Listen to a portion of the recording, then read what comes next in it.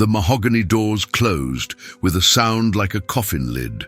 12 men sat around that table in 1879, each one a titan of American industry, each one accustomed to getting what they wanted through volume and force. They had come to carve up the oil industry like wolves over a carcass. Their voices rose, competing, overlapping, each trying to dominate the space with the sheer weight of their words. Fists slammed on polished wood. Threats were issued. Alliances formed and dissolved in the span of minutes. The air grew thick with cigar smoke and testosterone, and at the head of that table sat John D. Rockefeller, 39 years old, in possession of 90% of America's refining capacity, saying absolutely nothing. His hands were folded. His face was a mask of porcelain. His eyes, those pale blue eyes that dozens of rivals would later describe in their memoirs with something approaching supernatural dread, moved slowly from speaker to speaker. He did not interrupt. He did not defend. He did not explain. He simply absorbed everything, his silence expanding like a black hole, warping the gravity of the room until every man there began to feel it. That terrible, suffocating weight of being watched by someone who refuses to react. One by one, their voices began to falter. The pauses between statements grew longer. Men who had entered that room, ready for war, found themselves suddenly uncertain, glancing at Rockefeller, then at each other.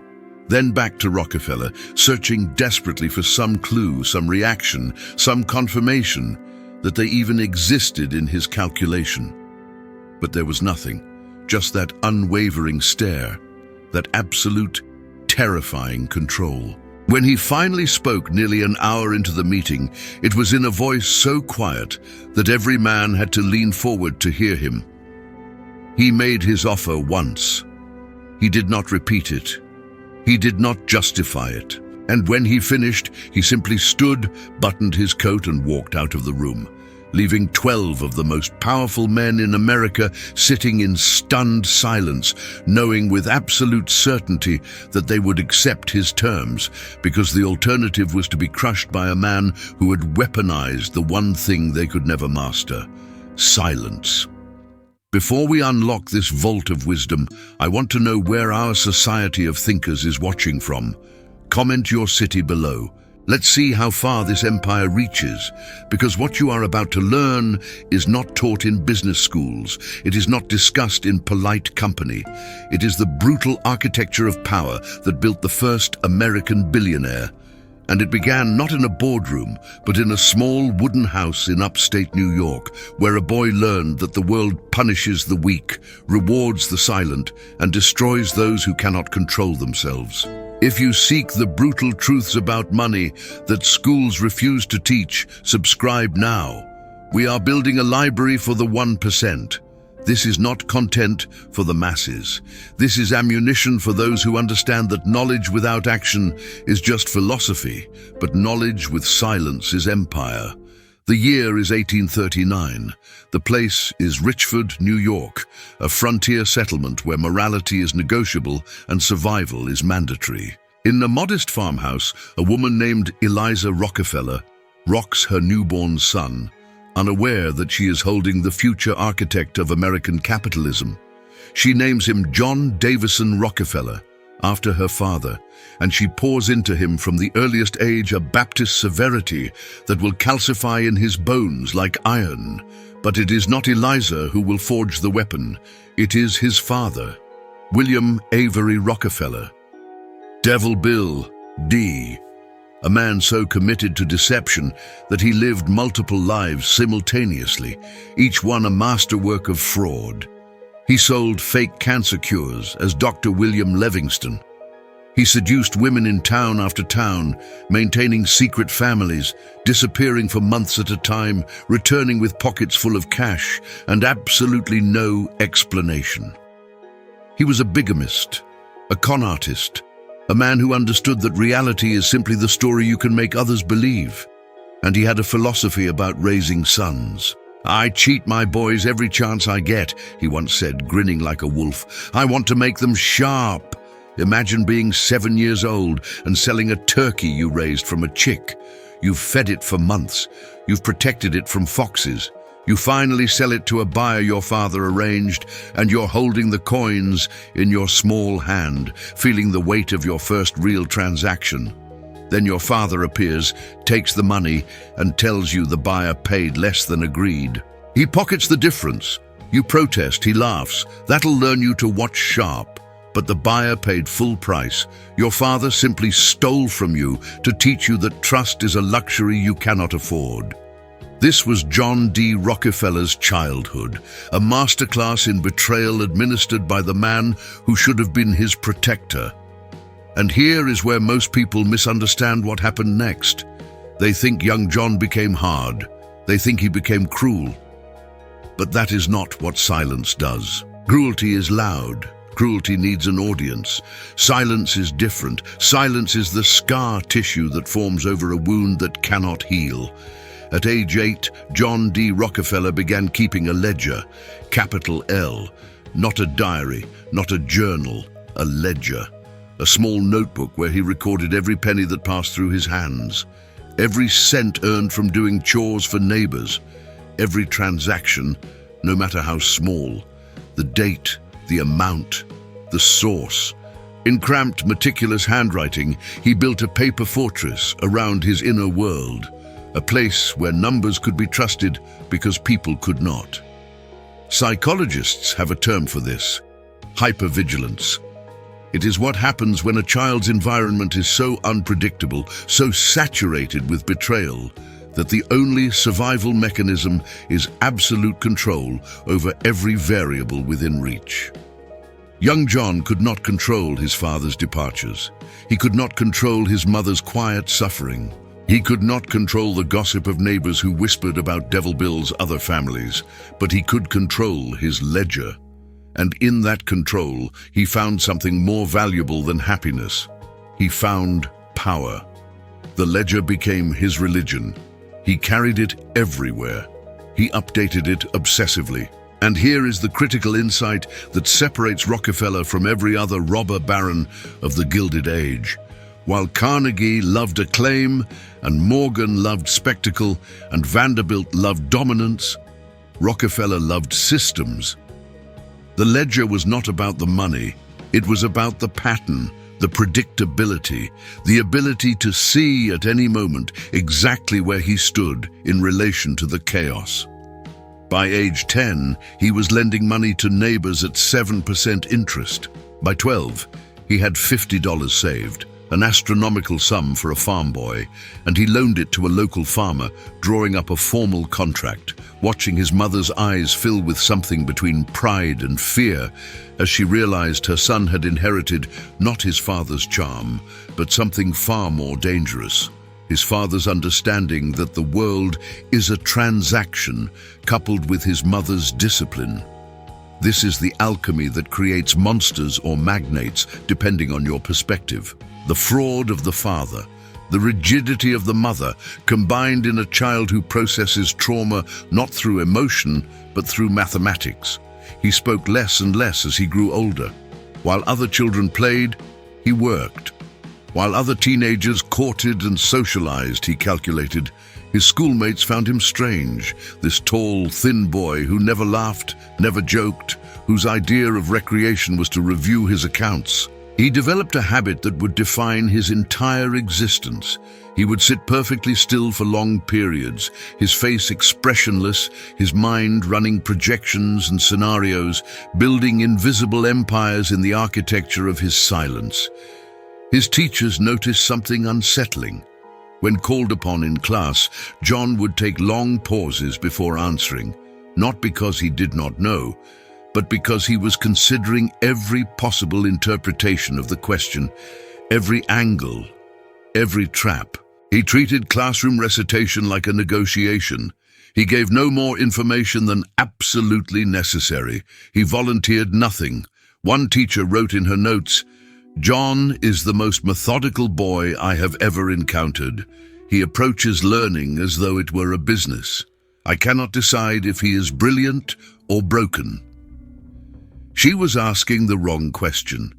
In John D. Rockefeller's world, there was no difference. At 16, he attended Folsom's Commercial College in Cleveland for 3 months, learning bookkeeping with the fervor of a monk copying scripture. While other students saw it as technical training, Rockefeller saw it as the language of reality. Numbers did not lie. Numbers did not betray. Numbers were the true substance of the world, and everything else, words, promises, relationships, was just noise obscuring the signal. When he graduated, he spent 6 weeks walking the streets of Cleveland, knocking on doors, asking for work as a bookkeeper. 6 weeks. Door after door. Rejection after rejection. And here is where the silence became strategy. Most job seekers, when rejected, argue. They plead. They explain why the employer should reconsider. Rockefeller did none of this. When told no, he simply nodded, said, "Thank you for your time," and moved to the next door. No emotional reaction. No visible disappointment. He treated rejection like data points in a ledger, irrelevant to the final calculation. On September 26, 1855, he was hired as an assistant bookkeeper at Hewitt & Tuttle, a commission merchant and produce shipping firm. His starting salary was 50 cents a day. He recorded the date in his ledger with the same meticulous care he had used since childhood, but this time he underlined it. For the rest of his life, he would celebrate September 26th with more enthusiasm than his own birthday. He called it Job Day, because to John D. Rockefeller, birth was an accident, employment was achievement. He arrived at the office before anyone else. He stayed after everyone left. He memorized the company's accounts so thoroughly that he could recall specific transactions from months prior without consulting the books. His employer, Isaac Hewitt, began to notice something extraordinary. This silent, somber young man never made errors. Not once. In an era where bookkeeping was done by hand and mistakes were inevitable, Rockefeller's ledgers were pristine, perfect, almost inhuman in their accuracy. But it was not just accuracy. It was something deeper. Rockefeller had an intuitive understanding of the flow of money through the business, the way a great musician understands harmony. He could see patterns in the chaos of transactions, predict shortfalls before they occurred, identify inefficiencies that were costing the company thousands. And he did all of this without ever raising his voice, without ever demanding credit, without ever making his employers feel threatened by his competence. This is the paradox of Rockefeller's early genius. He was simultaneously indispensable and invisible. He made himself essential while remaining utterly self-effacing. When Hewitt praised him, he simply nodded. When given more responsibility, he accepted without negotiation. When other clerks gossiped or complained, he worked. And all the while, he was watching, learning, absorbing the architecture of how businesses actually functioned beyond the ledgers, how Hewitt negotiated with suppliers, how Tuttle handled difficult clients, how the firm structured its commissions and managed risk. He was not just an employee, he was conducting reconnaissance on the nature of commerce itself, treating every day as an intelligence-gathering operation in a war he had not yet declared. By age 19, he was earning $15 a week, an impressive sum, but not nearly what he believed he was worth. He had calculated his value to the firm down to the dollar, factoring in the accounts he managed, the errors he had prevented, the efficiencies he had created. He determined he deserved a raise to $20 per week. He prepared for the negotiation the way a general prepares for battle. He documented every contribution. He rehearsed his presentation. He chose his timing carefully, and when he finally sat down with Hewitt, he made his case in calm, precise language, presenting his calculations like mathematical proof. Hewitt offered him a raise to $14. Rockefeller stood up, thanked him for his time, and quit. No anger, no argument, just mathematics. If his value was not recognized here, it would be recognized elsewhere. Emotion was irrelevant. Only the ledger mattered. He was 19 years old, unemployed by choice in a city where jobs were scarce, with a small nest egg saved over 4 years of meticulous discipline. Most young men would have panicked. Rockefeller saw an opportunity. He approached Maurice Clark, a businessman he had observed during his time at Hewitt and Tuttle, and proposed a partnership. Clark would contribute capital and connections. Rockefeller would contribute his bookkeeping genius and operational management. They would establish a commission merchant firm dealing in hay, grain, and other commodities. Clark agreed. Clark and Rockefeller opened for business in 1859, and within the first year, they grossed $450,000. Rockefeller was 20 years old, but here is what the history books miss. It was not the business that mattered to Rockefeller. It was the control. For the first time in his life, he was not subject to anyone's whim, not his father's departures, not his employer's arbitrary decisions.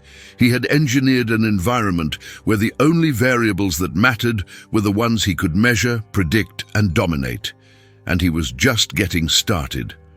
The year is now 1863. The country is being torn apart by civil war, but in Cleveland, a new kind of war is beginning. Oil has been discovered in Titusville, Pennsylvania 2 years prior, and suddenly the landscape of American industry is shifting beneath everyone's feet. Entrepreneurs are flooding into the oil business like gold rush prospectors, drilling wells, building refineries, making and losing fortunes in the span of months. Maurice Clark wants in. The oil refining business promises spectacular returns, and he proposes that their firm invest in a refinery with Samuel Andrews, a skilled chemist who understands the refining process. This is the moment, the hinge of history, the point where John D. Rockefeller could have remained a successful grain merchant, comfortable and prosperous, or could have stepped into the arena that would transform him into the most powerful businessman in American history. He opened his ledger. He had been watching the oil market with the same cold attention he brought to everything, and what he saw was not opportunity. He saw chaos, wildcat drillers overproducing, prices fluctuating violently, refineries springing up overnight, operated by men who understood drilling but nothing about business discipline. It was his father's world, all gamble and flash and no system. And that is precisely why he said yes. Because where other men saw chaos as risk, Rockefeller saw chaos as raw material. Oil was like his father, unpredictable, volatile, dangerous. And Rockefeller had spent his entire life learning how to take the unpredictable and break it, systematize it, control it absolutely. He would enter the oil business, but he would not play by anyone else's rules. He would impose his own. The partnership with Andrews was formalized, and the refinery that would eventually become part of Standard Oil was born not in a flash of inspiration, but in a series of careful, measured decisions made by a 23-year-old man who barely spoke in meetings, who let his partners argue while he calculated, who seemed almost absent from his own life, as though he were watching it from a great distance, calculating probabilities while other men lived on instinct and emotion. The refinery began operations in 1863, and immediately Rockefeller did something that baffled his partners. He became obsessed with waste. Not with production, not with sales, with waste. While Andrews focused on the chemistry of refining and Clark handled the buying and selling, Rockefeller walked the refinery floor with his ledger, measuring everything. How much crude oil went in? How much kerosene came out? The gap between those numbers haunted him like a ghost. Other refiners accepted loss as inevitable. Crude oil was messy, refining was inefficient. Some waste was simply the cost of doing business. Rockefeller rejected this with the same cold absolutism he had rejected his father's philosophy. Waste was not inevitable. Waste was theft. Every drop of oil that did not become product was money evaporating into air, and he would not tolerate it. He hired chemists. He studied the refining process with the intensity of a man decoding a religious text. He discovered that the waste products other refineries dumped or burned could be repurposed. The residue that was thrown away could be sold as lubricating oil. The volatile gases could fuel the refinery itself, cutting costs. Even the sulfuric acid byproduct could be processed and sold.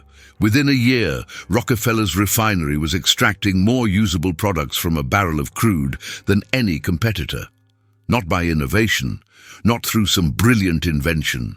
Through obsessive grinding attention to every molecule, every cent, every inefficiency, he turned his childhood trauma into corporate strategy. The same hypervigilance that had made him track every penny in his ledger was now applied to industrial chemistry. His partners thought he was insane. Clark especially grew frustrated with Rockefeller's constant reinvestment, his refusal to take substantial profits, his insistence on plowing every dollar back into expansion and efficiency. Clark wanted to enjoy their success. Rockefeller wanted to weaponize it. The tension came to a head in 1865. The Civil War was ending, and the oil business was about to explode. Clark wanted to maintain their current size, take profits, enjoy stability. Rockefeller wanted to expand aggressively, buy more refineries, dominate Cleveland's refining capacity before the post-war boom attracted more competition. They could not both be right. So they agreed to an auction. They would bid against each other for control of the entire oil operation. Winner takes all. This is where the mythology usually begins, the story of how Rockefeller outbid his partner in dramatic fashion. But the mythology misses the truth. The auction was not dramatic. Rockefeller did not raise his voice. He did not make impassioned speeches about his vision. He simply did the mathematics. He calculated exactly how much the business was worth, added a premium for strategic value, and determined the maximum price he could pay while still maintaining the financial structure he needed. Then he went to banks and secured the capital before the auction even began. When the bidding started, Clark was confident. He knew the business intimately. He had connections. He had resources. The bidding climbed. 40,000, 50,000, 60,000. Clark kept going, believing Rockefeller would eventually back down. At $72,500, Rockefeller made his final bid in the same quiet voice he used for everything else. Clark hesitated, looking at his young partner, trying to read something, anything in that expressionless face. But there was nothing there, just that terrible, patient silence. Clark folded. At 25 years old, John D. Rockefeller owned one of Cleveland's largest oil refineries outright, having forced out his own partner through sheer financial calculation and the psychological weight of appearing absolutely willing to go as high as necessary. But here is what separates this moment from ordinary business ruthlessness. Rockefeller felt nothing. No triumph, no satisfaction, no relief. He recorded the transaction in his ledger and went back to work because the auction was not an end. It was a beginning. He renamed the company Rockefeller and Andrews, though Andrews was increasingly just a technical employee. Rockefeller was the architect now, and what he was building was not a company, but a machine. A machine designed to do one thing: eliminate uncertainty. The oil industry in the 1860s was mayhem. Drillers struck oil and became millionaires overnight, then went bankrupt when their wells ran dry. Refiners expanded during booms and collapsed during busts. Prices swung wildly based on weather, transportation disruptions, and sheer panic. Fortunes were made and destroyed with the randomness of a roulette wheel.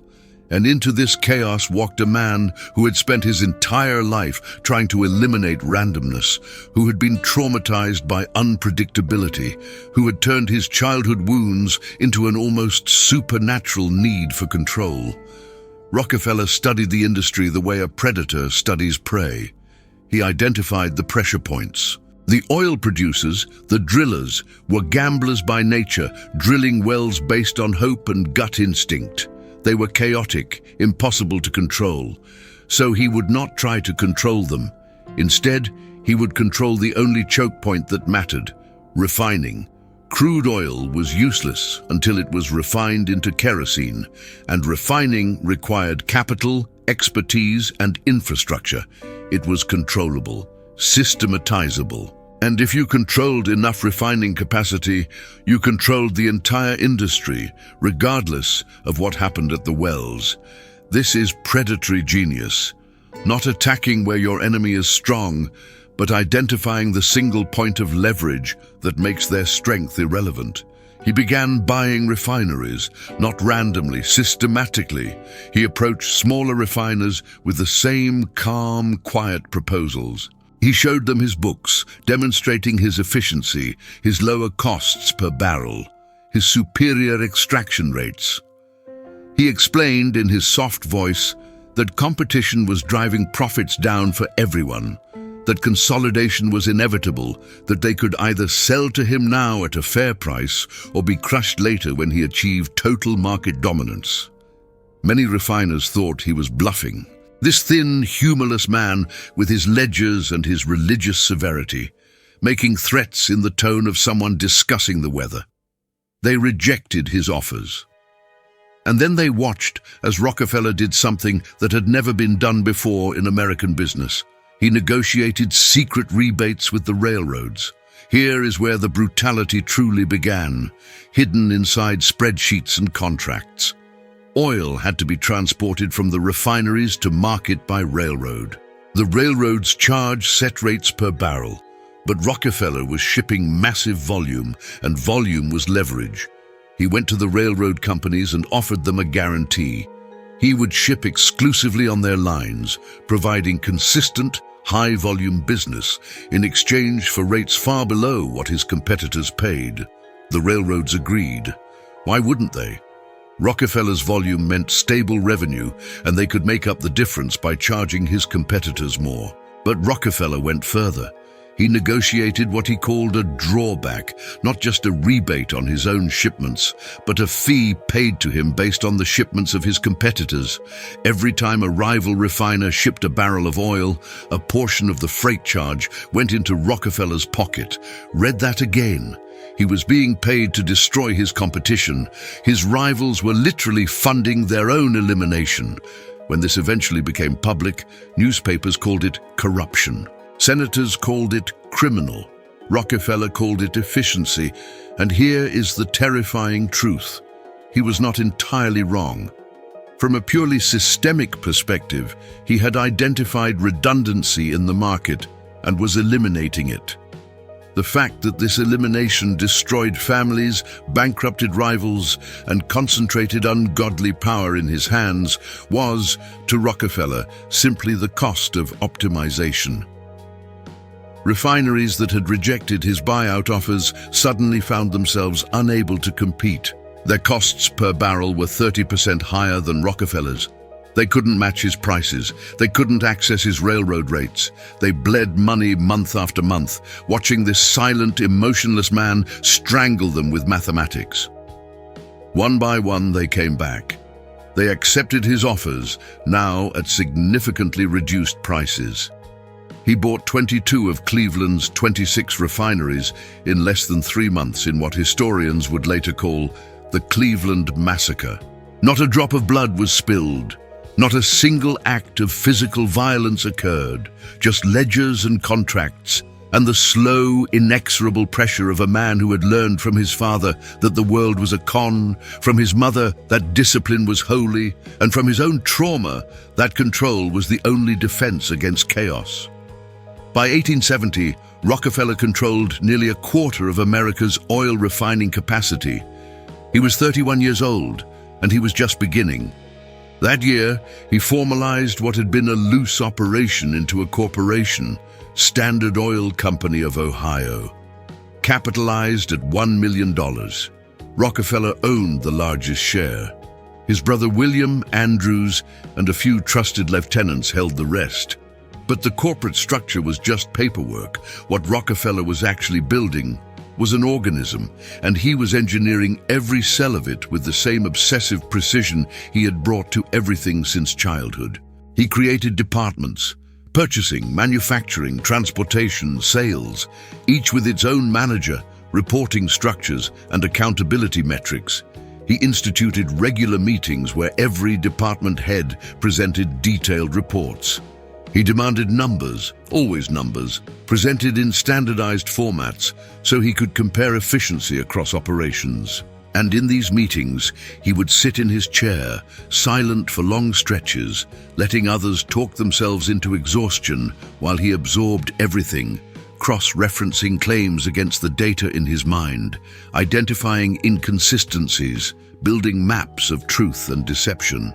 When he finally spoke, it was usually to ask a single, devastating question, a question so precise, so targeted, that it revealed he had seen through whatever manipulation or excuse was being offered.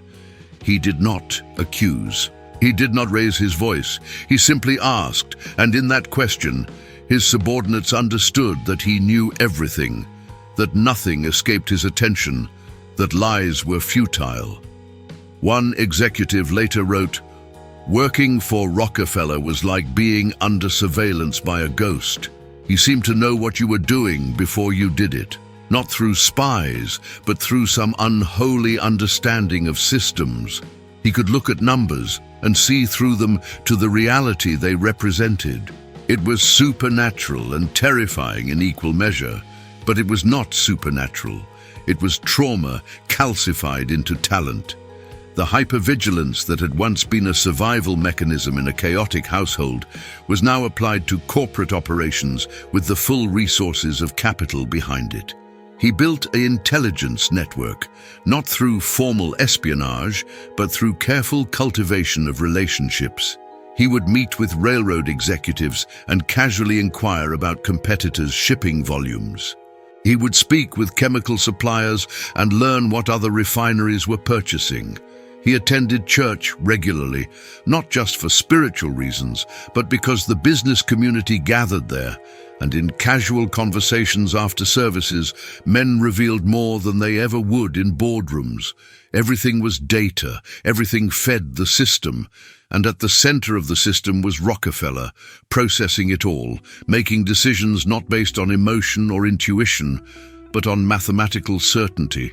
His competitors began to break, not just financially, but psychologically. There is a special kind of despair that comes from fighting an enemy you cannot understand, whose motives are opaque, whose attacks come not through visible aggression, but through invisible pressure. Men who had built successful refineries over decades watched them become worthless, not because of market forces they could comprehend, but because of this silent man who seemed to operate by rules no one else could perceive. Some tried to fight back. They formed associations. They lobbied for regulations. They gave interviews to newspapers, painting Rockefeller as a monopolist, a robber baron, an enemy of free enterprise. Rockefeller ignored all of it. He did not defend himself. He did not engage with the press. He simply continued acquiring, optimizing, systematizing. While his enemies shouted, he calculated. And the mathematics were on his side. By 1872, Standard Oil controlled perhaps 30% of the nation's refining capacity, but Rockefeller was no longer satisfied with just refining. He had identified the next pressure point: transportation infrastructure. He began buying pipelines, tank cars, storage facilities. He was building what would later be called vertical integration, though that term did not yet exist. He was not just refining oil. He was controlling every link in the chain, from well to consumer. And each link he controlled reduced uncertainty, reduced variables, reduced the number of things that could go wrong. His executives began to notice something disturbing. Rockefeller seemed incapable of satisfaction. Every victory led immediately to the next campaign. There was no celebration, no rest, just the relentless expansion of control. He was not building an empire for wealth or power or legacy. He was building it because the alternative, a world with loose ends, with variables he could not predict, with chaos that could not be eliminated, was psychologically intolerable. One board member, after a particularly long meeting where Rockefeller had outlined plans for expansion that would take years to implement, asked him, "John, when will it be enough? When can we simply enjoy what we have built?"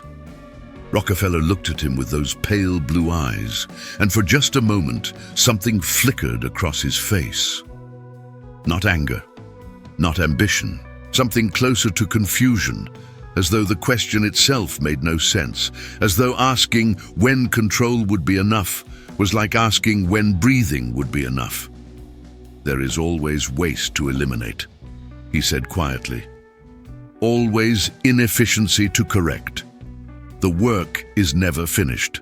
And in that moment, his colleagues understood they were working not for a businessman, but for a man possessed by a mission that had nothing to do with money and everything to do with the architecture of his psyche.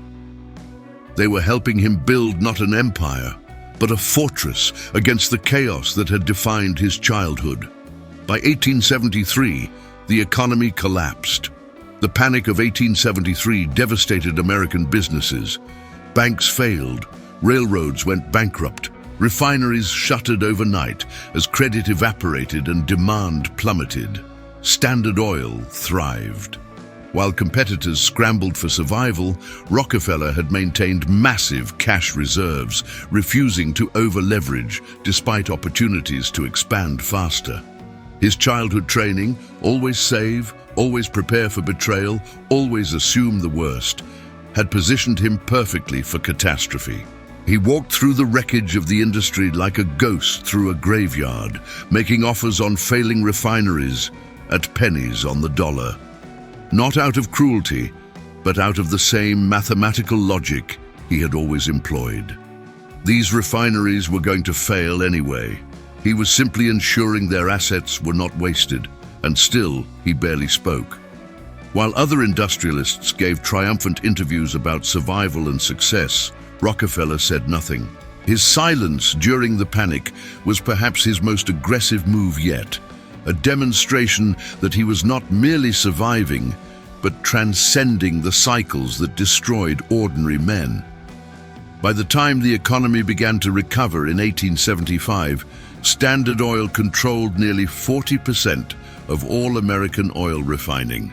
But percentages were abstractions. What Rockefeller had actually built was something unprecedented in American capitalism, a machine that fed on crisis, that grew stronger when others weakened, that had transformed the natural business cycle from threat into opportunity.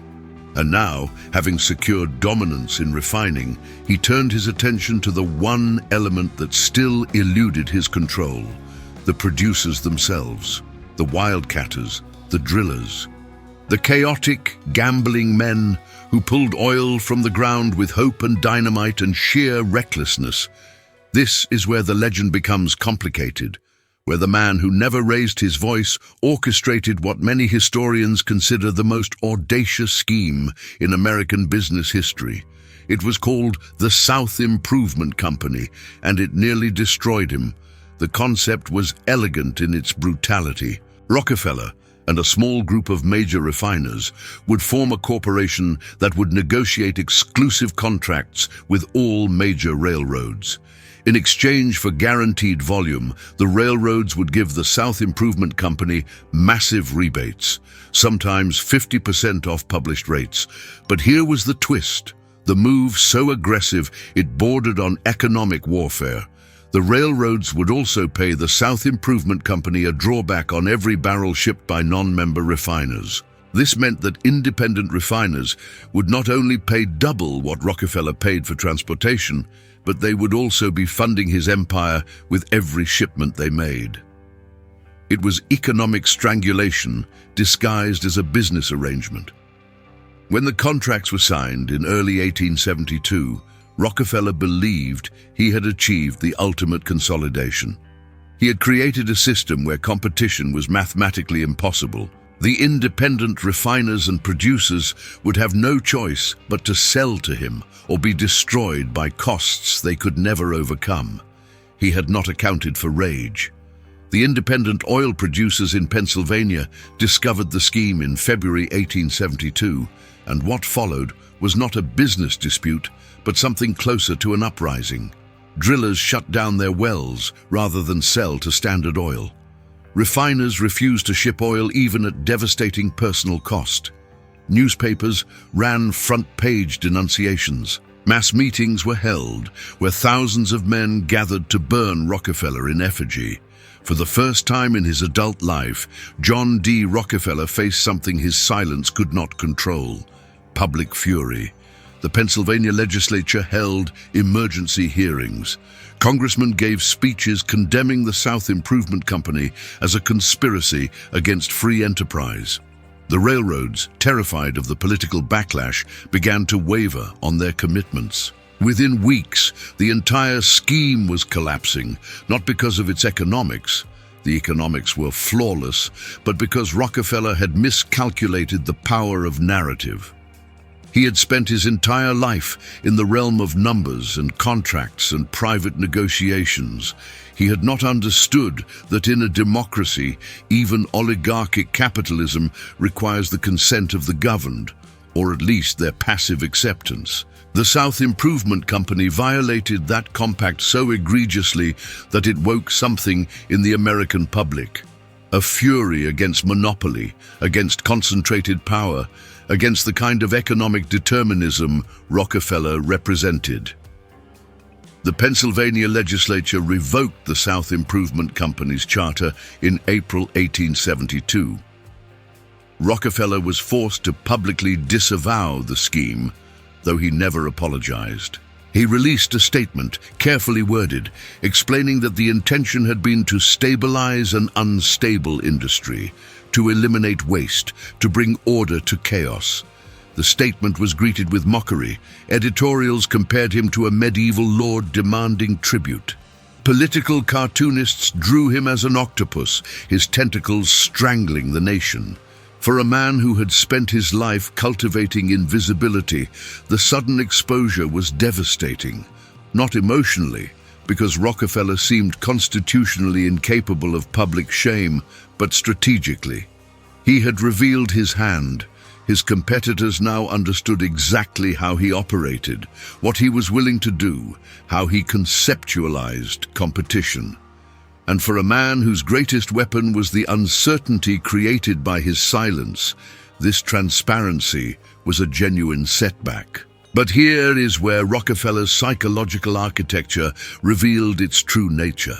A normal person facing public humiliation and the collapse of a grand strategy would retreat, would perhaps even give up some degree of ambition, would learn, as the public seemed to demand, that there were limits to acceptable behavior in a civilized society. Rockefeller learned the opposite lesson. He concluded that the South Improvement Company had failed, not because it was wrong, but because it was visible. The strategy itself remained sound. The mathematics remained irrefutable. He simply needed to implement it more quietly, more gradually, in ways that would not trigger the same primal response. And so he began what can only be described as a campaign of psychological warfare masked as business negotiation. He would achieve through patient, individual pressure what he could not achieve through overt conspiracy. He traveled to the Pennsylvania oil regions himself, something he rarely did, and began meeting with producers and small refiners one by one. Not in groups where solidarity could form, but individually, in private conversations where no one else could hear, where no transcript would exist, where it was just his quiet voice and their growing desperation. His method was subtle and devastating. He would arrive at a small refinery, always unannounced, always alone, or with a single associate. He would ask to see their books. If refused, he would leave without argument. If granted access, he would spend hours reviewing their finances with the same intensity he brought to his own operations. And then he would present them with what he called the situation.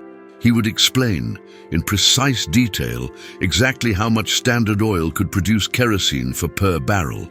He would show them his transportation costs, his economies of scale, his efficiency numbers, and then he would show them their own numbers, which he had memorized after reviewing their books, and he would walk them through the mathematics of their own destruction. "You are spending 18 cents per barrel more than we are," he would say, his voice never rising, never accusatory. "Your transportation costs are 22% higher. Your yield per barrel of crude is 9% lower. These are not criticisms, these are facts. Now, I can offer you a fair price for your facility. You can walk away with capital to invest elsewhere, or you can continue operating, and in 18 months, perhaps 2 years, you will be bankrupt. Not because I wish you harm, but because the mathematics make it inevitable." This was not negotiation, it was prophecy. And the horrifying thing was that he was almost always right. The refiners who refused his offers usually did fail within the timeline he predicted, not because he sabotaged them, but because his analysis was accurate. Some men broke immediately, selling out of simple exhaustion at the prospect of fighting an opponent who had already calculated every move. Others resisted, convinced that his projections were exaggerated, that surely there was some way to compete. And for those men, Rockefeller employed a different tactic. He would wait, he would not attack, he would simply continue operating with his superior efficiency, and he would watch as they bled money quarter after quarter. And when they were truly desperate, when bankruptcy was no longer theoretical but imminent, he would return. But the price would now be lower, sometimes dramatically lower, because the asset was worth less when encumbered by debt, and Rockefeller's offers were always precisely calculated to reflect current value, not past investment or emotional attachment. "You could have sold for $70,000 last year," he would say, examining their updated books. "Today, accounting for your accumulated debt and depreciated equipment, fair value is $42,000. I will offer $45,000, which is generous given your position." The refiners who heard these words understood they were not being mocked, which somehow made it worse. Mockery would have been human. This was something else. This was a man who existed in a purely mathematical reality, who experienced their ruin not as tragedy, but as the resolution of an equation. One refiner, after selling to Rockefeller, said in an interview, "It was like negotiating with winter. You can't be angry at winter for being cold. It simply is. And you either prepare for it or you freeze." By 1875, through this method of individual psychological pressure, Rockefeller had achieved what the South Improvement Company could not. He controlled more than half of American refining capacity, but he had done it quietly, one transaction at a time, in a way that generated no headlines, no political backlash, no public uprising. He had learned the most important lesson of his career.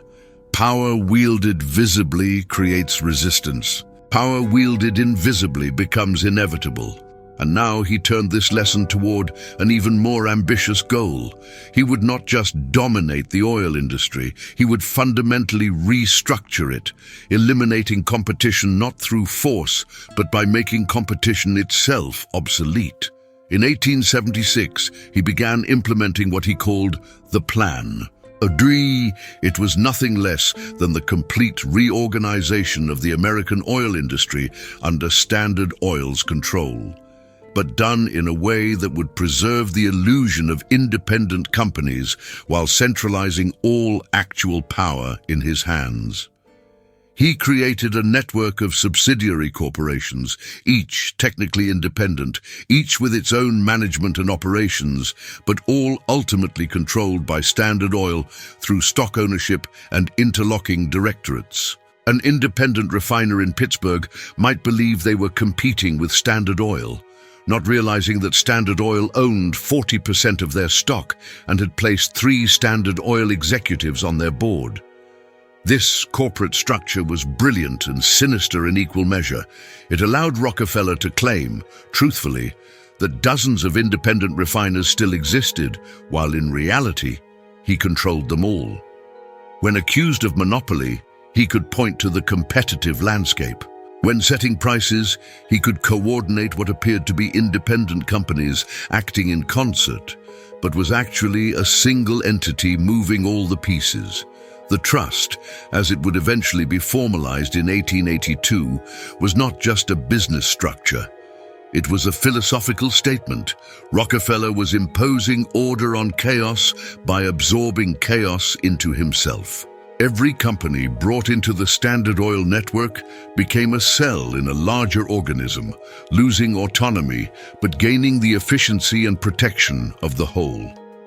His executives began to understand that they were not building a company, but a new form of capitalism itself. In Standard Oil meetings, Rockefeller would speak about the industry as though it were a single entity that needed to be managed, optimized, perfected. The idea that competing refiners had their own interests, their own rights, their own autonomy, simply did not compute in his worldview. Waste and duplication, he would say, reviewing reports about independent refiners who refused to join the Standard Oil network. They injure themselves and they injure the industry. It is irrational. But to the independents, it was not irrational, it was freedom. The freedom to succeed or fail on their own terms, to take risks, to maintain dignity and ownership, even if it meant less profit. These were human values. Rockefeller had no framework for human values. He had only the ledger. At home, he presented an entirely different face. He had married Laura Setti Spellman in 1864, the daughter of a successful Cleveland businessman and a devout Baptist. Their household was run with the same methodical discipline Rockefeller brought to business, but channeled into religious observance and moral instruction. Every morning, the family gathered for prayers. Every evening, Bible reading. Rockefeller led these sessions with genuine devotion, his voice, so rarely heard in boardrooms, rising in hymns and scripture with apparent sincerity. He taught his children that wealth was a trust from God, to be managed with responsibility and humility. And here is the paradox that has confused historians for a century. Rockefeller seems to have genuinely believed this. He saw no contradiction between destroying competitors through economic pressure and teaching his children about Christian charity. In his mind, he was not destroying people, he was eliminating inefficiency. The people were incidental, the system was what mattered. He gave substantial donations to his Baptist church. He supported missionary work. He established scholarships. And he did all of this not as public relations, not as image management, but because he genuinely believed that his wealth, accumulated through methods that broke men and bankrupted families, was a divine gift to be stewarded for righteous purposes. His wife Setti seemed to accept this framework. She ran the household with quiet efficiency, raised the children with strict moral instruction, and never questioned her husband's business practices. Perhaps she did not know the details. Perhaps she did not want to know. Or perhaps she had made the same calculation Rockefeller made, that the methods were regrettable but necessary, and the ends, the systematic organization of a chaotic industry, justified the means. Their children grew up in a strange duality. They lived in a mansion, but were given small allowances and required to keep ledgers of their spending, just as their father had as a child. They attended the best schools, but were warned constantly against pride and extravagance. They witnessed their father's immense power, but rarely heard him speak of it. He was, at home, a quiet, emotionally distant but not unkind presence, more interested in their moral development than their personal happiness. One of his daughters would later write, "Father never raised his voice to us." Punishment came not through anger, but through disappointment, expressed in a look or a brief statement of fact. Somehow this was worse than being yelled at. You felt you had violated not just a rule, but the natural order of things. This is the essence of Rockefeller's power, applied even to his own children, the ability to make his standards seem not like preferences, but like universal laws. When he expressed disappointment, it carried the weight not of personal feeling, but of mathematical truth. You had not merely failed him, you had failed reality itself. By 1878, Standard Oil controlled approximately 90% of American refining capacity. The trust, though not yet formally structured, was functionally operational. Rockefeller had achieved what seemed impossible. He had created a monopoly in a democratic society, in an era of supposed free market capitalism, and he had done it legally. But legality and legitimacy are not the same thing. And what Rockefeller had not anticipated was that his very success would create a new kind of enemy. Not business competitors who could be bought or bankrupted, but ideological opponents who saw in Standard Oil not just a company, but a threat to the American experiment itself. Journalists began investigating. Populist politicians began campaigning against monopoly power. State legislatures began drafting antitrust legislation. And at the center of all this attention was the silent, enigmatic figure of John D. Rockefeller, who still refused to engage, still declined interviews, still conducted his business as though public opinion were irrelevant. He would learn slowly and painfully over the next 2 decades that silence works only when you are invisible. Once you become a symbol, silence becomes interpretable, and what America was beginning to interpret in Rockefeller's silence was not wisdom or discipline, but contempt. But in 1878, those battles were still ahead. For now, Rockefeller stood at the pinnacle of American industry, 40 years old, in control of an empire built not through violence or inheritance or political favor, but through the weaponization of his own trauma. The boy who had been betrayed by his father, who had learned that the world was chaos and trust was suicide, had bent an entire industry to his will through sheer force of systematized paranoia, through the conversion of childhood wounds into corporate doctrine, through the understanding that in a world of chaos, the man who refuses to feel has an insurmountable advantage over those who do. But empire, like trauma, never stays contained. It metastasizes. And what Rockefeller was about to discover was that controlling an industry is merely arithmetic. Controlling your legacy requires something he had never cultivated, the ability to tell your own story before others tell it for you. The 1880s marked the zenith of Rockefeller's industrial power, but also the beginning of his transformation from businessman into something far more complicated, a symbol. And symbols, unlike companies, cannot be controlled through ledgers and contracts. In 1882, the Standard Oil Trust was formalized. It was a legal innovation as revolutionary as any of Rockefeller's business strategies. 41 stockholders of various Standard Oil-related companies transferred their shares to 9 trustees, with Rockefeller holding the dominant position. In return, they received trust certificates. On paper, these were separate companies. In reality, they were a single organism with Rockefeller as its brain. The structure allowed Standard Oil to operate across state lines, while technically complying with laws that prohibited corporations from owning stock in other corporations. It was regulatory arbitrage at a scale never before attempted. And it required Rockefeller's particular genius, the ability to see the gap between what laws said and what they could enforce. The trust controlled not just refining now, but pipelines, storage facilities, distribution networks, even the barrels themselves. Rockefeller had calculated that the wooden barrels used to ship kerosene represented a significant cost, so Standard Oil began manufacturing its own barrels, driving independent coopers out of business. Then he realized the blue paint used to mark Standard Oil barrels was expensive, so he bought a paint company. This is the essence of his madness made manifest. There was no detail too small, no margin too thin, no inefficiency too minor to escape his attention. While other men built empires through grand vision and bold strokes, Rockefeller built his through the accumulation of 10,000 small controls, each one insignificant alone, together forming an unbreakable stranglehold. By 1885, Standard Oil was producing 30 million barrels of refined oil annually. The company employed over 100,000 people directly and indirectly. It had become the largest and most profitable corporation in the world.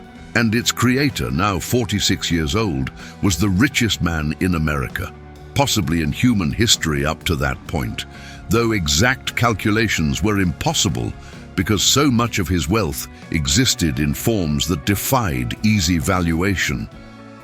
And what did John D. Rockefeller do with this wealth? He gave it away.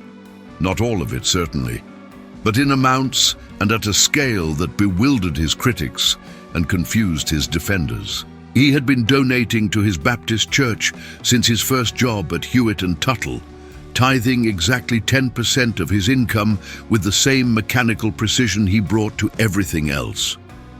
But as his wealth grew exponential, his giving became something else entirely: systematic philanthropy conducted with the same ruthless efficiency he applied to business. In 1889, he read an essay by Andrew Carnegie called The Gospel of Wealth, which argued that the rich had a moral obligation to redistribute their fortune for the public good during their lifetime. Carnegie wrote it as revelation. Rockefeller read it as confirmation of what he already believed, but here is where we must be very careful not to sentimentalize what came next. Rockefeller's philanthropy was not redemption. It was not guilt. It was not even, in the traditional sense, generosity. It was the same impulse that drove his business practices. The need to impose order on chaos extended into the social realm. He created the University of Chicago essentially from nothing, donating over $80 million to establish what would become one of the world's great research institutions. But he did not do this out of love for education in the abstract. He did it because he believed that properly educated people would build a more rational, efficient society. Education was optimization of human capital. The donation was an investment in social efficiency. He funded medical research, eventually creating the Rockefeller Institute for Medical Research, which would help eradicate hookworm in the South and make groundbreaking discoveries in virology and biochemistry. But again, the motivation was systematic. Disease was inefficiency. Sick workers were less productive.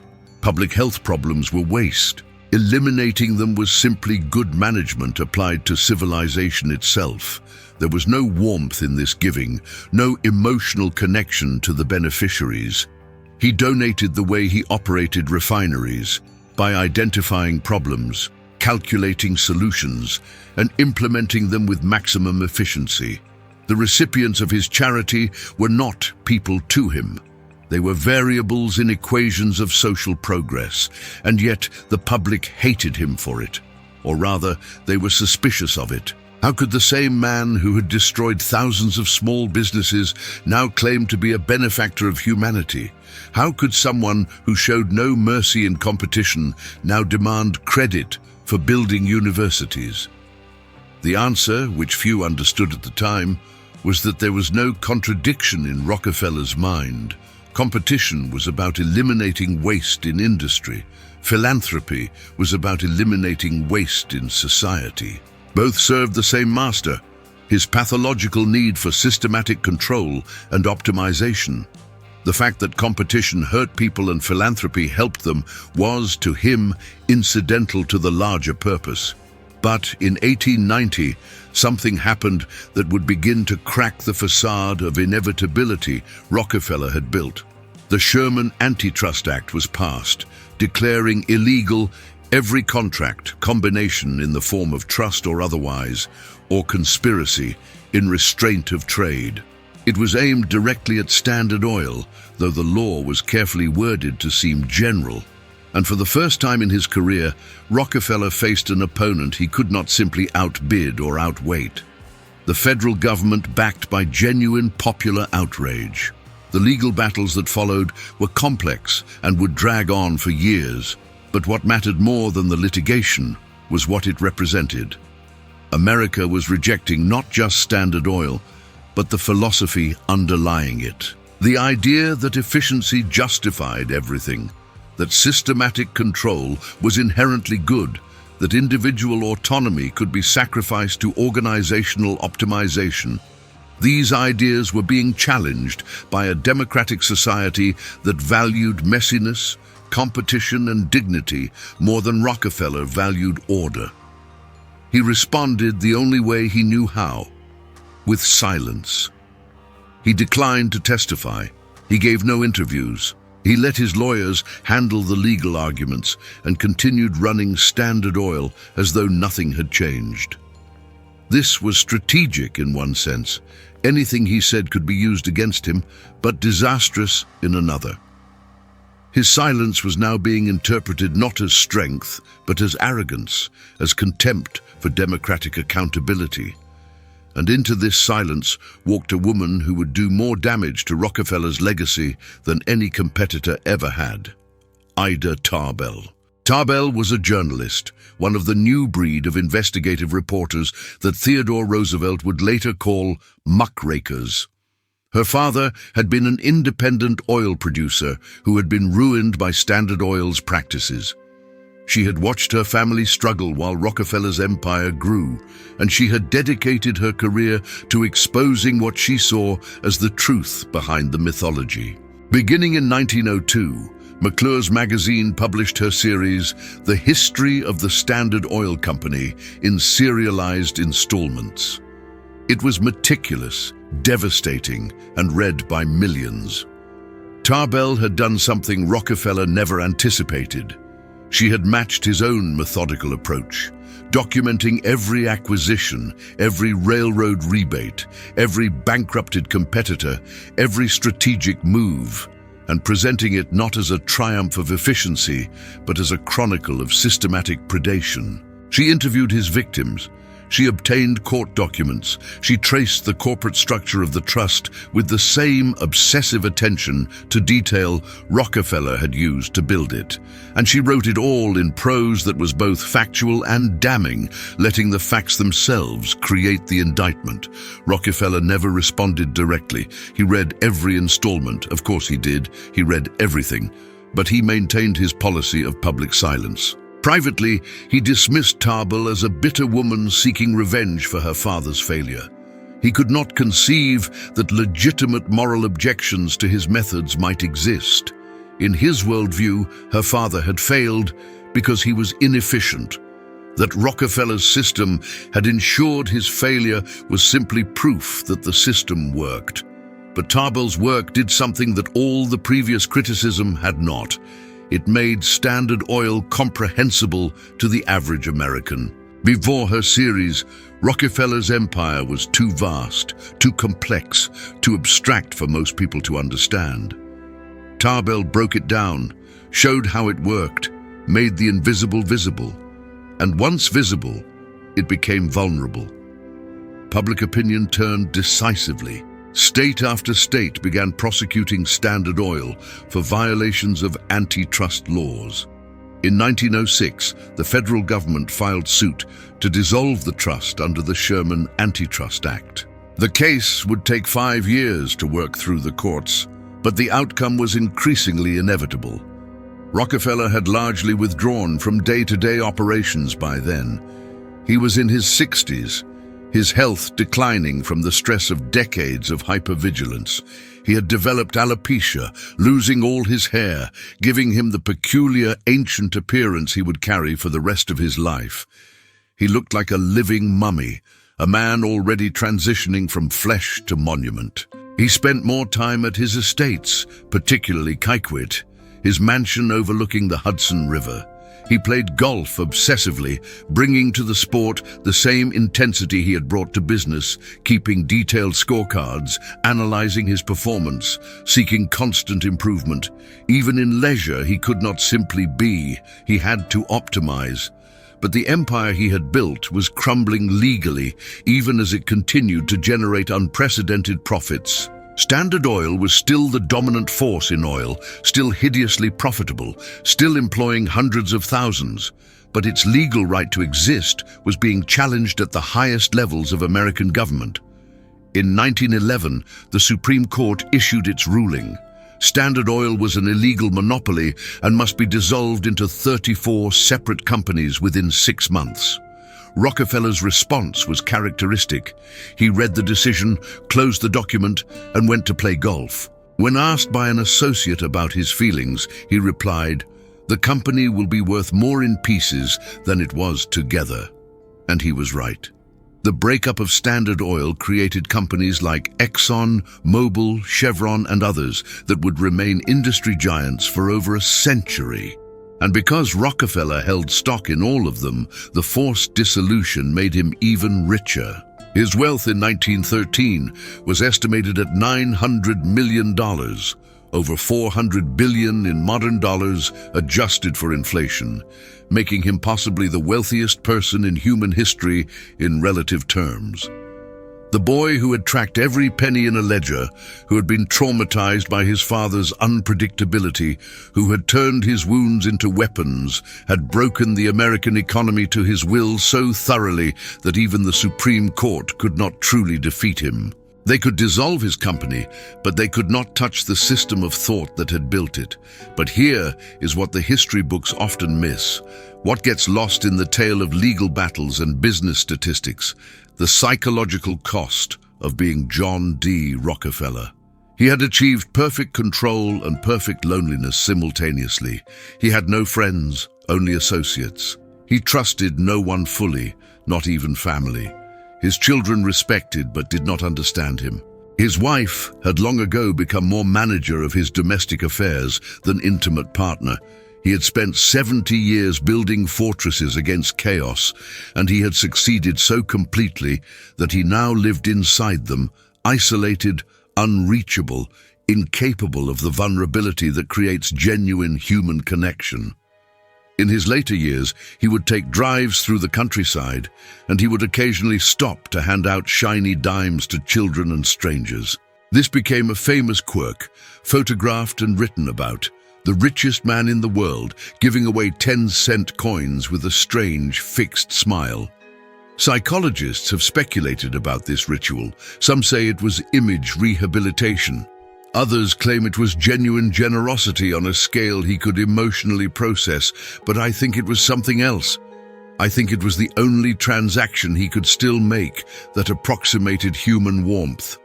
A dime given to a child required nothing complex. No negotiation, no leverage, no system. Just a small coin and a moment of simple exchange. For a man who had spent his entire life unable to trust, unable to feel without calculating, unable to exist without controlling, those dimes might have been the closest he ever came to grace. He lived to be 97 years old, dying in 1937, having outlived most of his critics and competitors. His estate was worth over $1.4 billion. He had given away more than $500 million to various philanthropic causes. The Rockefeller Foundation would continue his systematic approach to social improvement long after his death, funding research, education, and public health initiatives that genuinely improved millions of lives. And yet, when we look back at John D. Rockefeller, we see not a hero or a villain, but something more disturbing. A man who succeeded so completely at controlling his external world that he lost access to his internal one. A man who built an empire as a fortress against trauma and then spent his final decades as a prisoner of his own construction.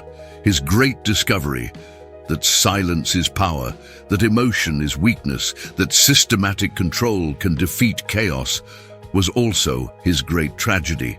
Because what he learned from his father's betrayals was true in business but fatal in life. You cannot optimize away the human need for connection.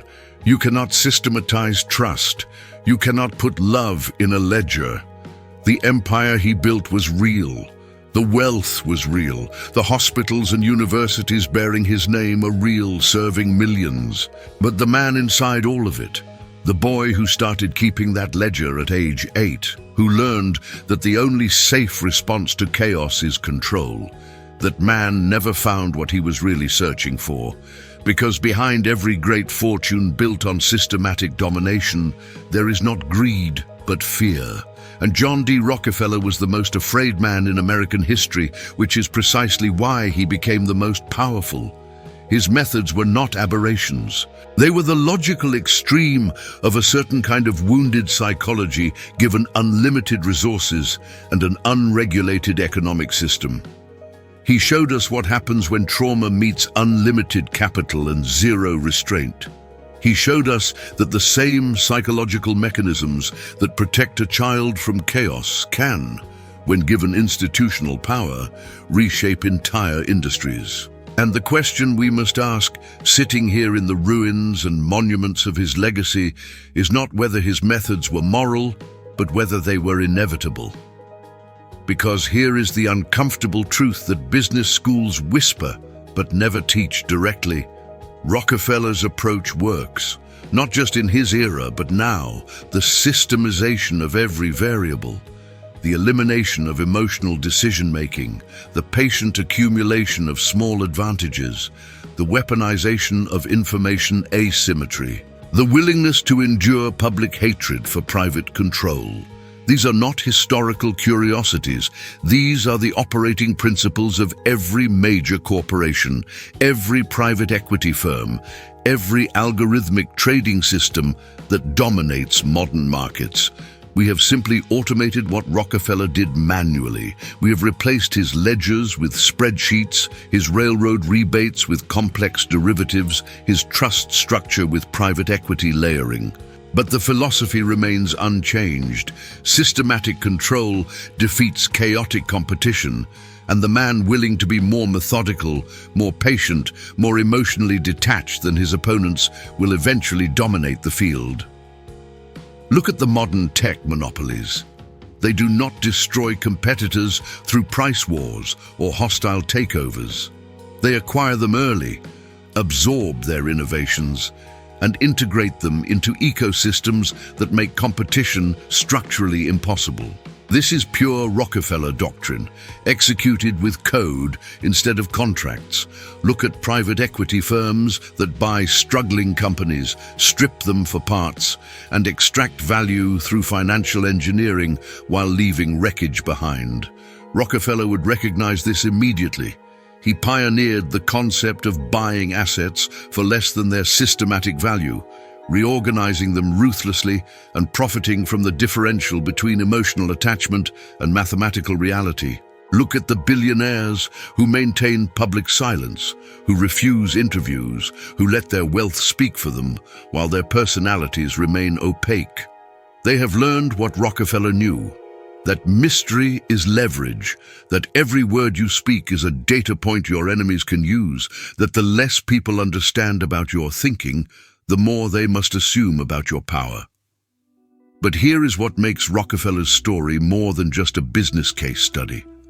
Here is why we are still examining this man's life nearly a century after his death.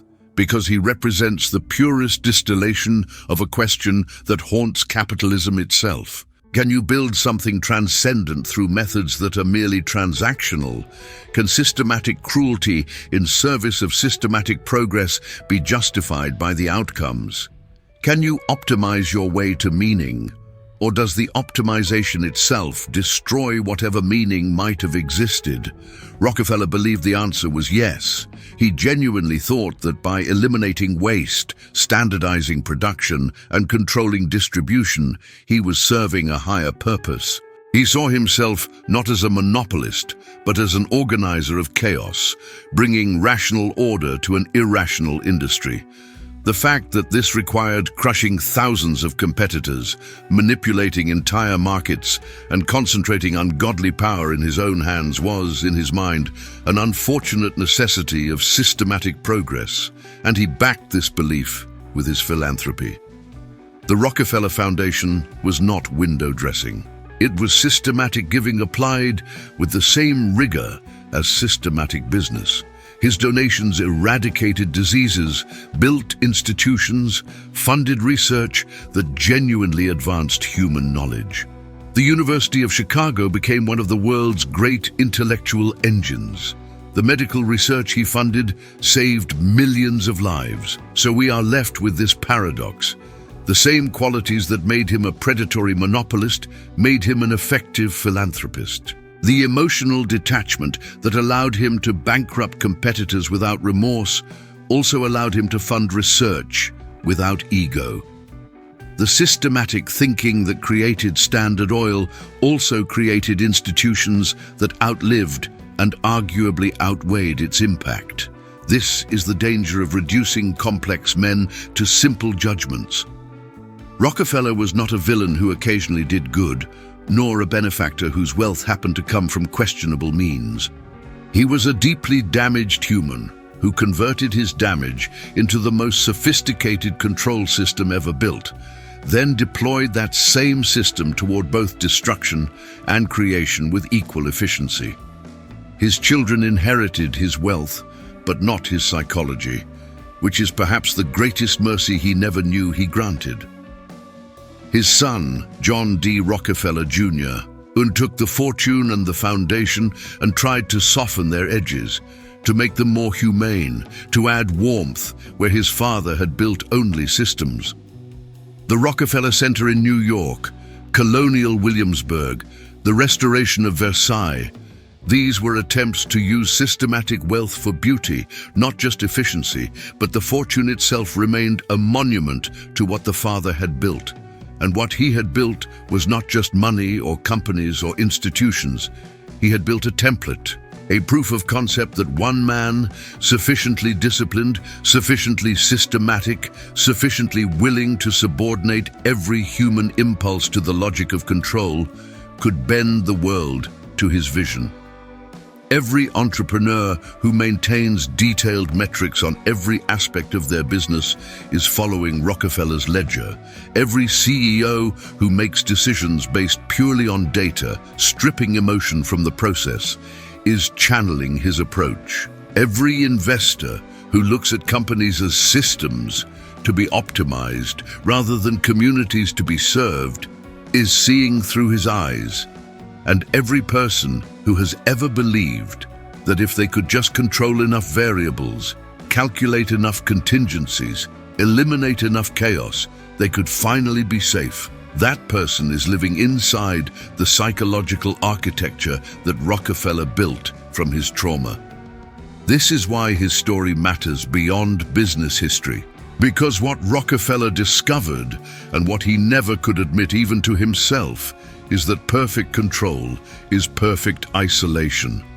That the fortress you build against chaos becomes the prison you die in. That you can optimize everything except the one thing that makes life bearable, the vulnerability that allows connection.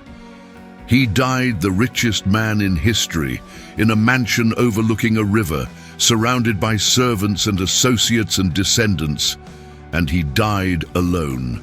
Not physically alone, but existentially alone, because he had spent 97 years building walls between himself and the chaos that terrified him, and those walls worked. They worked so well that nothing could get through them. Not love, not trust, not the possibility that maybe somewhere along the way it might have been safe to stop controlling everything. The final irony is that the chaos he fought his entire life, the unpredictability his father represented, the disorder of free markets, the inefficiency of competition, these were not bugs in the system. They were features of being human. And by systematically eliminating them, he eliminated the possibility of experiencing the very things that make life more than just existence. So what do we take from this? What is the lesson from the man who built an empire on silence? Not that his methods don't work, they do. That is the horror and the temptation of studying Rockefeller. Everything he did from a purely systematic standpoint was optimal. He identified leverage points. He eliminated inefficiency. He built structures that outlasted him. If you want to dominate a market, his playbook is still the best one ever written. But the real question is not how to build an empire. The real question is, what are you willing to become in order to build it? Because Rockefeller shows us that you can win every battle and lose the war. You can accumulate more wealth than any human in history and still be impoverished in the ways that actually matter. You can control an industry, a nation's economy, the flow of capital itself, and still be controlled by the 8-year-old boy who started keeping that ledger because he could not trust his father. Trauma creates patterns. Those patterns can be weaponized, and those weapons can conquer the world. But conquest is not healing. Dominance is not safety. And all the control in the world cannot undo what was done to you when you were too young to defend yourself. This is the dangerous method the title promised, not the railroad rebates or the trust structures or the systematic acquisition strategies. Those are just tactics.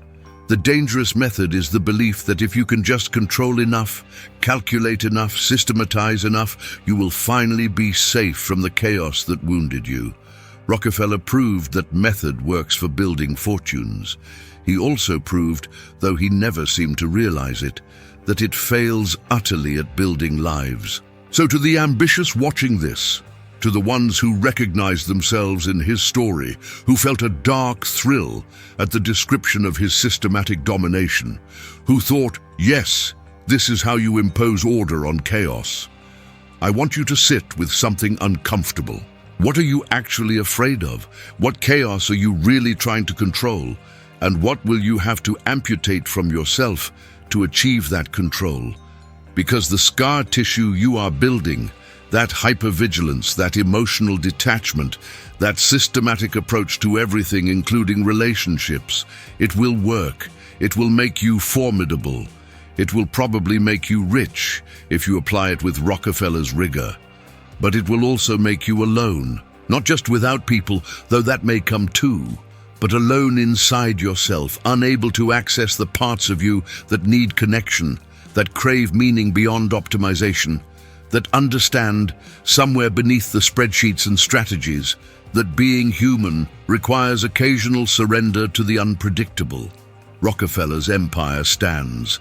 His name is on universities and hospitals.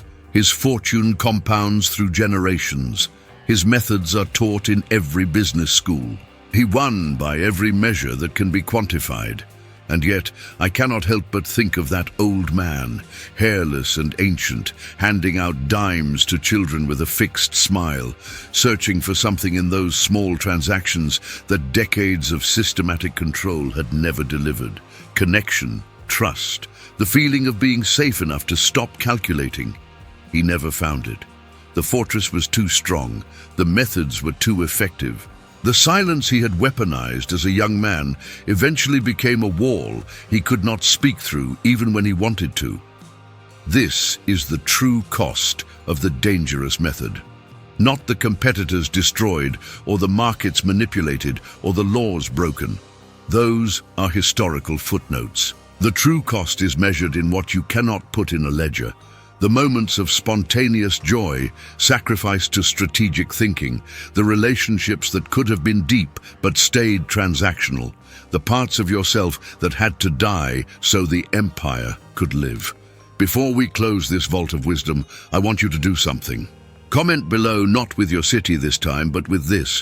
What are you optimizing for? Success, security, control, and more importantly, are you sure that what you are optimizing for is what you actually want? Because the greatest tragedy of John D. Rockefeller's life was not that he failed to achieve his goals. It is that he succeeded completely, only to discover that the goals themselves were simply trauma dressed up as ambition. The silence that built his empire was the same silence that imprisoned him. The systematic thinking that made him the richest man in history was the scar tissue from wounds that never healed. The control he achieved was the very thing he was trying to escape, infinitely replicated until it became the entirety of his existence.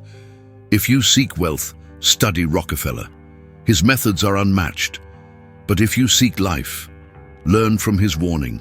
Because the man who controls everything experiences nothing. The fortress that protects you from chaos also protects you from meaning. And all the money ever accumulated cannot purchase a single moment of genuine peace if you have spent your life unable to trust that peace when it arrives. Subscribe if you are ready to see more truths that schools refuse to teach. But understand what you are subscribing to. Not just success strategies, but the unflinching examination of what success actually costs and whether that cost is one you are willing to pay. Because the library we are building for the 1% is not a celebration of wealth. It is an autopsy of what wealth does to the humans who pursue it with the kind of absolute commitment that defines greatness.